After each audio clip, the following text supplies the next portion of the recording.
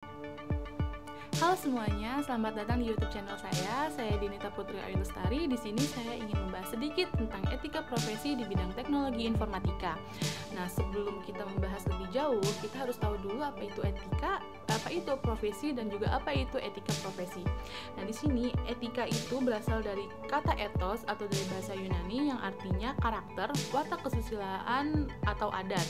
Lalu, profesi adalah pekerjaan yang dilakukan sebagai kegiatan pokok untuk menghasilkan nafkah hidup dan yang mengandalkan suatu keahlian atau skill. Nah, etika profesi adalah sikap hidup berupa keadilan untuk memberikan pelayanan profesional terhadap masyarakat dengan ketertiban penuh dan keahlian sebagai pelayanan dalam rangka melaksanakan tugas berupa kewajiban terhadap masyarakat. Itu menurut Suhrawardi Lubis tahun 1994. Nah, tujuan kode etik itu sendiri yaitu agar profesional memberikan jasa sebaik-baiknya kepada pemakai atau nasabahnya. Nah, kode etik profesi bidang teknologi informatika ini terbagi menjadi 3, yaitu kode etik seorang profesional teknologi informatika, kode etik pengguna internet, dan juga kode etik programmer. Nah, kita bahas yang pertama dulu ya. Kode etik seorang profesional teknologi informasi atau TI. Nah, dalam lingkup TI, kode etik profesinya memuat kajian ilmiah mengenai prinsip atau norma-norma dalam kaitan dengan hubungan antara profesional atau developer TI dengan klien, antara para profesional sendiri, antar organisasi profesi, serta organisasi profesi dengan pemerintah. Nah, salah satu bentuk hubungan seorang profesional dengan klien atau pengguna jasa, misalnya dalam pembuatan aplikasi, kita harus dalam persetujuan klien, tidak boleh semena-mena. Jadi kalau misalkan seorang programmer atau developer itu membuat aplikasi dengan semena-mena, itu sudah melanggar dari kode etik profesional teknologi informasi, kayak gitu. Nah, yang kedua, kode etik pengguna internet. Nah, ini penting banget buat kita sebagai pengguna internet atau yang biasa disebut netizen. Kita memiliki kode etiknya itu sendiri. Nah, diantaranya menghindari atau tidak mempublikasikan data-data pribadi kita atau privasi kita dengan sengaja.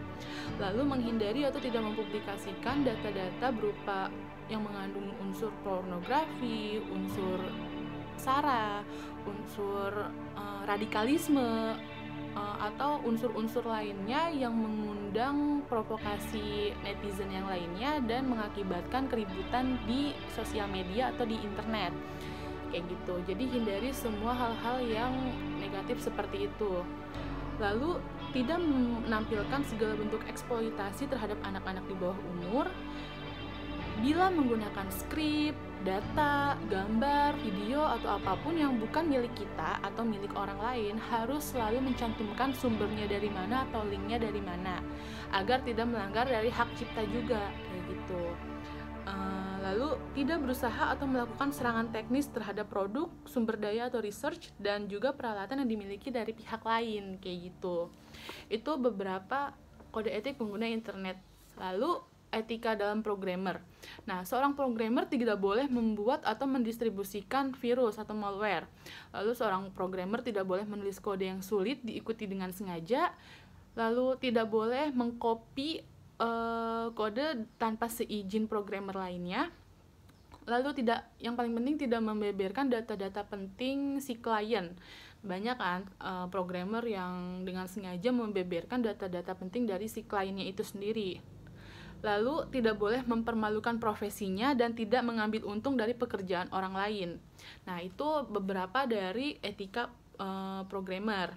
Nah, ciri-ciri profesionalisme yang harus dimiliki oleh seorang IT berbeda dengan bidang pekerjaan yang lainnya. Di antaranya, memiliki kemampuan atau keterampilan dalam menggunakan peralatan yang berhubungan dengan pekerjaannya seorang IT dan mengetahui serta mempraktekkan pengetahuan IT-nya ke dalam pekerjaannya. Lalu punya ilmu dan pengalaman dalam menganalisa suatu software atau program, bekerja di bawah disiplin kerja, mampu melakukan pendekatan disipliner, mampu bekerja sama dan cepat tanggap terhadap masalah-masalah klien, kayak gitu.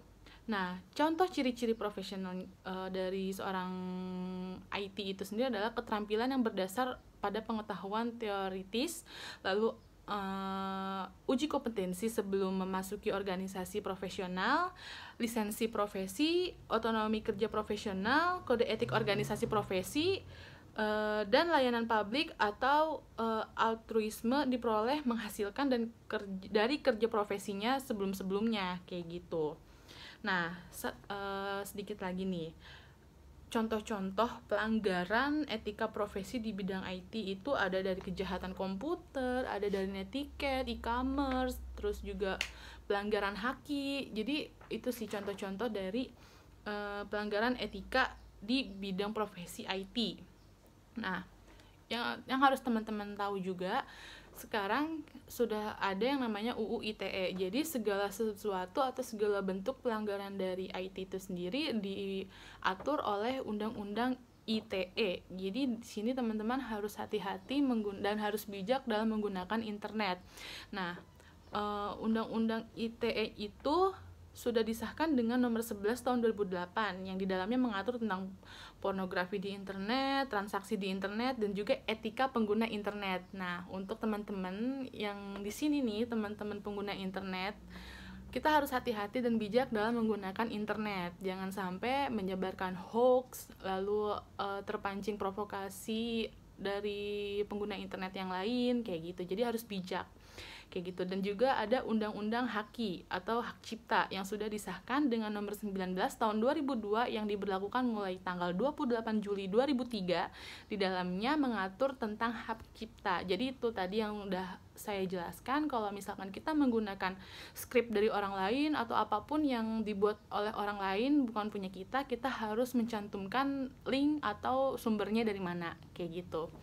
Itu aja sih yang bisa saya sampaikan. Terima kasih ya buat yang udah nonton video ini. Minta tolong untuk dibantu di subscribe, di like, dan juga di komen. Boleh komennya kasih kritik dan saran, tapi dengan catatan menggunakan bahasa yang baik dan benar. Ingat, bijak dalam menggunakan internet, kayak gitu. So, terakhir, terima kasih banyak dan sampai jumpa.